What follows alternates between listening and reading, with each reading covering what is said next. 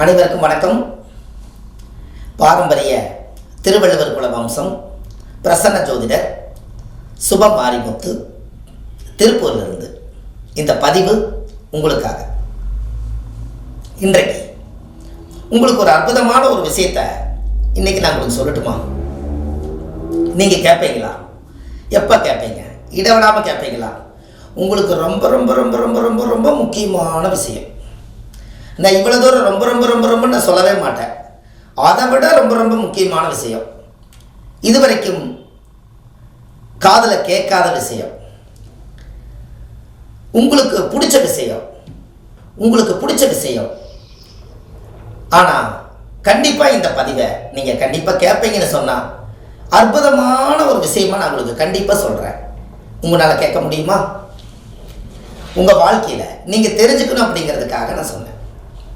இந்த உலகத்தில் நீங்கள் வாழ்ந்துட்டு இந்த உலகத்தை விட்டு நீங்கள் போகும்போது எதெல்லாம் நீங்கள் உருவாக்கி வச்சுட்டு போகணும் அப்படிங்கிறதுக்காக ஒரு விஷயத்தை உங்களுக்காக நான் வச்சுருக்கேன். இதை முதல் நீங்கள் செய்வீங்களா அப்படின்னு நான் கேட்குறேன். நீங்கள் உங்களோட அப்பா பேர் என்னன்னு தெரியுமா? உங்களோட தாத்தா பேர் என்னன்னு தெரியுமா? உங்களோட தாத்தாவோட பாட்டன் தாத்தாவோட தாத்தா பேர் தெரியுமா? இதெல்லாம் உங்களுக்கு தெரியும். சரி, முதல் வேலையாக நீங்கள் ஒரு புது டைரி ஒன்று காசு கொடுத்து வாங்குங்க. அந்த டைரிக்கு ஒரு பேர் வைங்க. நான் வாழ்ந்த சரித்திரம் அப்படின்னு ஒரு பேர் வைங்க. நான் வாழ்ந்த சரித்திரம் அப்படின்னு ஒரு டைட்டில் கொடுத்து அந்த டைரி வேறு எதுக்கு யூஸ் பண்ணாதீங்க. நீங்கள் முதல் வேலையாக உங்கள் தாத்தா பேர், எங்கள் தாத்தா இவர் தான், இந்த ஊரில் பிறந்தார், இந்த ஊரில் வளர்ந்தார், இந்த ஊரில் மறைந்தார் அப்படின்னு எழுதி வைங்க. அதே மாதிரி உங்கள் அப்பா உயிரோடு இருந்தால் இந்த ஊரில் தான் அவர் பிறந்தார், வளர்ந்தார், இந்த தொழில் பண்ணார், எங்களை எல்லாம் நல்லா பார்த்துக்கிட்டாருன்னு எழுதி வைங்க. எங்கள் அம்மா பேர் இதுதான் அப்படின்னா எங்கள் அம்மா பேரை நீங்கள் எழுதி வைங்க. இப்படி 3-4 தலைமுறையாக உங்களுக்கு தெரிஞ்சதை எல்லாமே டைரியில் நீங்கள் எழுதி வச்சுருங்க.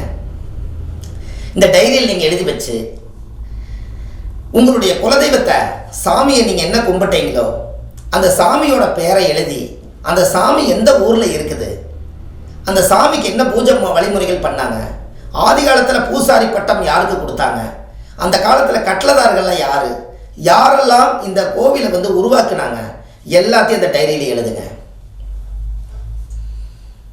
எதற்காக இதை சொல்கிறேன்னு உங்களுக்கு தெரியுமா? நீங்கள் உங்கள் காலம் வாழ்ந்து முடித்து மறைந்ததுக்கு அப்புறம் இது எல்லாமே நீங்கள் டைரியில் எழுதி வச்சுட்டீங்கன்னா அடுத்த தலைமுறையில் யார் பிறக்கிறாங்களோ அவங்க எடுத்து அந்த டைரி பார்க்கும்போது, ஓ எங்கள் தாத்தா இப்படி வாழ்ந்தார், எங்கள் அப்பா இப்படி வாழ்ந்தார், எங்கள் தாத்தனோட தாத்தா பாட்டா இப்படி பொழைச்சாரு, ஓ என்னோட குலசாமி இந்த ஊரில் தான் இருக்குது, ஓ இப்படி வழிமுறை பூஜை தான் அவங்க பண்ணியிருக்காங்க, நம்ம அந்த ஊரை கண்டுபிடிச்சி நாம போய் கும்பிடலாம். அந்த சாமியோட அந்த கோயிலை உருவாக்குறதுக்காக கல் மண் செவந்தவங்கெல்லாம் இவங்க தான். அப்போ நம்ம பாரம்பரியத்தை விட்டு கொடுக்கக்கூடாது. நம்ம அந்த கோயிலில் நம்ம வாழ்ந்தா பத்தாது. குலதெய்வத்தை வணங்காமல் கோவிந்தா கோவிந்தா என்று பல தெய்வத்தை வணங்கினாலும் பலனொன்றும் இல்லைன்னு சொன்னாங்களே, அப்போ நம்ம பலனெல்லாம் வாழ்ந்துடக்கூடாதுன்னு சொல்லி அந்த குலதெய்வத்தை தேடி போவாங்க. நீங்கள் எழுதி வச்சால் இது நீங்கள் எழுதி வச்சா உங்கள் சந்ததியில் நம்ம இந்த காலையில் வீட்டை விட்டு நம்ம கிளம்புறோம், திரும்பி வந்தால் தான் நிஜம். அப்போ எத்தனை இனம் மனசுக்குள்ளே நீங்கள் வாழ்ந்த சரித்திரம் இருக்குது. இதை ஒரு பதிவு பண்ணாமல் ஒரு டைரியில் எழுதி வைக்காமல் போயிட்டீங்கன்னா இது யாருக்குமே யூஸ் இல்லாமல் போயிருமே, உங்கள் வாழ்க்கையோடவே உங்களோடவே போயிருமே. அப்போது நீங்கள் வாழ்ந்த சரித்திரத்தில் எதெல்லாம் முன்னோர்கள் வழிகாமிச்சாங்களோ அதை பூரா அந்த டைரியில் பதிச்சு வைங்க. ஒரு நாளைக்கு ஒரு விஷயத்தை எழுதுங்க, இல்லை ஒரு வாரத்துக்கு ஒரு விஷயத்தை எழுதுங்க. டைரி நிறைவாயிரு. அந்த டைரி பொக்கிஷமாக அதுக்கு ஒரு மஞ்சள் துணி போட்டு கட்டி ஒரு பீர்வாவில் நகை எப்படி காப்பாற்றுறீங்களோ, பத்திரத்தை எப்படி வைக்கிறீங்களோ அது மாதிரி இதையும் பத்திரமா வைங்க. பத்திரம் அதனால தான் அது பேர் பத்திரம்னு பேர் வச்சு, பத்திரமா வச்சுக்கிற பேர் தான் பத்திரம். அப்போ இந்த முன்னோர்கள் எல்லாம் இவங்களெல்லாம் அந்த காலத்தில் அவங்க பாருங்க, இப்போ இருக்கிறவங்க குலதெய்வம் தெரியலன்னு இப்போ இருக்கிறவங்க குலதெய்வம் தெரியலன்னு நம்ம கிட்ட ஜாதகம் பார்க்க வர்றாங்க. இதுக்காகவே நான் இதை யோசித்தேன். அடடா இவங்களுக்கெல்லாம் வாழ்ந்துட்டு ஏன் மறந்துட்டாங்க? இவங்களுக்கு ஞான சக்தி இல்லையா, இல்லை மறந்துட்டாங்களா, இல்லை இவங்களுக்கு வளர்ச்சிகள் ஏதாவது பிரச்சனையா, இதில் என்ன பிரச்சனை நானாக யோசிச்சு பார்க்கும்போது தான் எனக்கு தெரிஞ்சுது. அந்த காலத்துலையாவது பனையோலை அதுலையாவது எழுதி வச்சு அந்த காலத்தில் ஓலைச்சுவடியில் எத்தனையோ சித்தர்கள் உருவாக்கி ரகசியத்தை கொடுத்துட்டு போனாங்க. இன்னைக்கு தான் உங்களுக்கு நோட்டும் பேனா வந்துருச்சுங்களே. அது இல்லாமல் கல்வெட்டு வந்துருச்சு, மிஷின் கல்வெட்டு வந்துருச்சு. அடித்து வச்சுட்டு போங்க. காலத்துக்கு அழியாத கல்வெட்டை வைங்க. வசதி இருக்கிறவங்க கல்வெட்டிலே போட்டு ஒரு சரித்திரத்தை உருவாக்கி உங்கள் வீட்டில் நட்ட வச்சுட்டு போங்க. எங்கள் தாத்தா அவர் கல்வெட்டில் போட்டிருக்கிறார், இப்படி தான் வாழ்ந்தாருன்னு அவர் கல்வெட்டு அடித்து வச்சுக்கிறாருன்னு கொஞ்சம் காசு செலவு பண்ணுங்களேன். கொஞ்சம் காசு செலவு பண்ணுங்க. சரித்திரத்துக்காக செலவு பண்ணுங்க. உங்கள் வாழ்க்கையில் வாழ்வது ஒரு முறை, வாழ்த்தட்டும் தலைமுறை. தலைமுறை தலைமுறையாக வாழ்த்தருக்கு உங்களோட சரித்திரத்தை நீங்கள் எழுதி வைங்க. உங்கள் வாழ்க்கை ரொம்ப பிரமாதமாக இருக்கும். உங்களால் முடியும். கண்டிப்பாக செஞ்சு வச்சுருப்போங்க. நான் ஒரு கோவில் கட்டி கும்பாபிஷேகம் பண்ணி வச்சுருக்கேன். அதில் போட்டு வச்சுருக்கேன் சுப மாரிமுத்து, பாரம்பரிய திருவள்ளுவர் குல வம்சம், பிரசன்ன ஜோதிட ஞானி அப்படின்னு எல்லாம் போட்டு, எங்கள் அப்பா வேறு எங்கள் தாத்தா வேறு, எங்களுடைய குடும்பத்து பேரெல்லாம் போட்டு நான் எல்லாத்தையும் நான் எழுதி வச்சு நான் ஒரு பெரிய ராஜகோபுரம் கட்டி வச்சுருக்கேன். இன்றைக்கி போய் பார்த்தாலும் என்னுடைய காலத்தில் ஒரு ராஜகோபுரத்தை ஒரு மனுஷன் கட்டி வச்சாருன்னு, நம்ம காலம் இருக்க வரைக்கும் இருக்கட்டும், ஒரு காலத்தில் நம்ம இந்த மண்ணை விட்டு போகத்தான் போகிறோம்.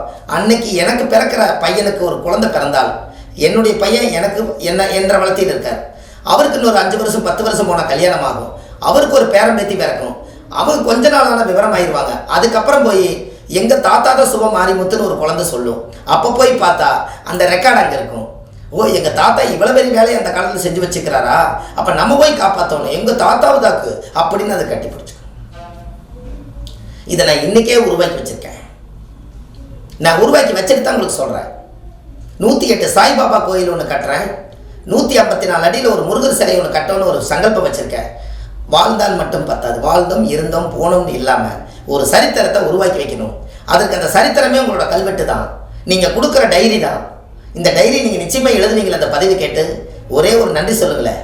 இது சரியா அப்படின்னு சொல்லுங்கள். தவறுங்கிற பேச்சே இடமில்லை. உங்கள் டைரியில் நீங்கள் எழுதி வச்சுட்டு போங்க. பத்திரத்தில் நீங்கள் எழுதி வச்சுட்டு போகிறீங்க, உயிர் எழுதி வச்சுட்டு போகிறீங்க. அதை எடுத்து ஒரு காலத்தில் உயிர் எழுதி வச்சு அவங்க விட்டுட்டு போயிட்டாங்க. அதை எடுத்து படித்து எனக்கு தான் அந்த சொத்துன்னு சொல்லி போராடுறீங்களா இல்லையா? ஏன் உங்கள் குலதெய்வத்தை நீங்கள் எழுதி வச்சுட்டு போகக்கூடாது?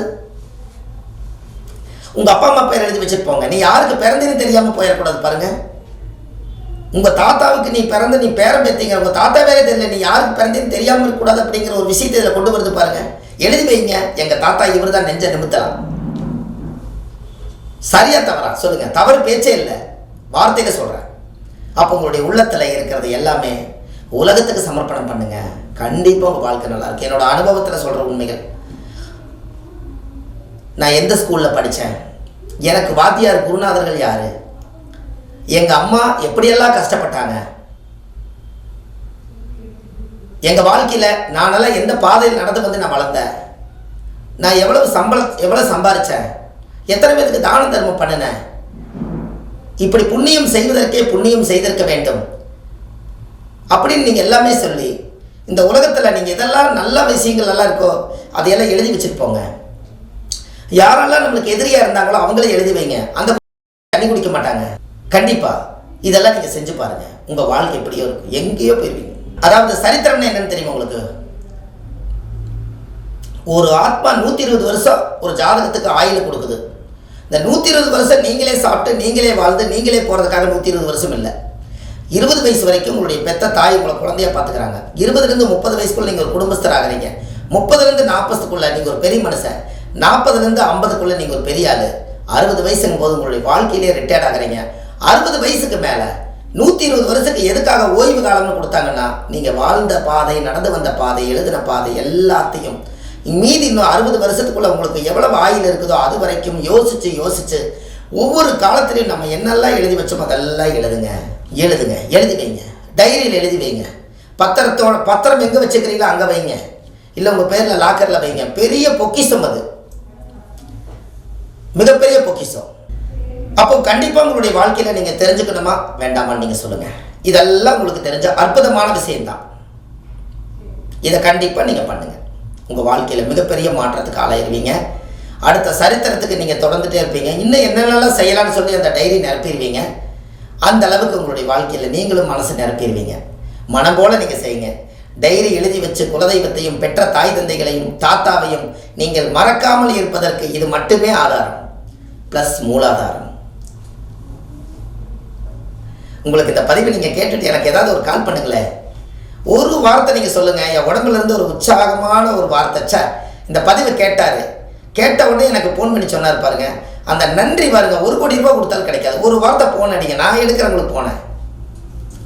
அப்படி ஆஃபீஸில் நம்ம எடுக்க முடியலனாலும் ஜாதகம் பார்த்துட்டு இருந்தாலும் லைன் கொடுக்க சொல்லுங்கள்.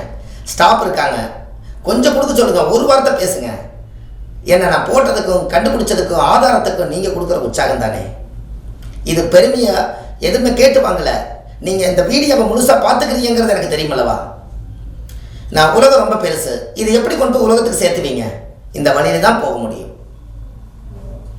அதனால் கண்டிப்பாக நம்ம ஜாதகம் சாஸ்திரங்கள் எல்லாமே 29 ஆண்டு காலம் ஜோதிடம் பார்த்து முடித்து வருகிற ஏப்ரல் மாதம் வந்தால் 30 ஆண்டு காலம் இந்த ஜோதிடத்துறையில் என்னுடைய சர்வீஸ். எல்லா மக்களுக்காக நல்லா நிறைய மக்களுக்கு நல்லா செஞ்சுருக்கேன். நிறைய தர்ம தானங்கள் புண்ணியங்கள் நிறைய பண்ணிகிட்ருக்கோம். எங்களுக்கு அதுதான் வேலையே. அதனால் இப்போவே மஸ்கட்டு, மலேசியா, சிங்கப்பூர், துபாய் எல்லாம் போயிட்டு வந்தாச்சு. இனி அடுத்தது இன்னும் பெரிய நாடுகளுக்கு போய் இந்த உலகத்துக்கு நம்மளால் முடிஞ்சது உலகத்துக்கு கொண்டு போய் கொடுக்கணும் என்று சொல்லி அடுத்த பதிவில் உங்களை சந்திக்கிறேன். சுப மாரிமுத்து. நன்றி, வணக்கம்.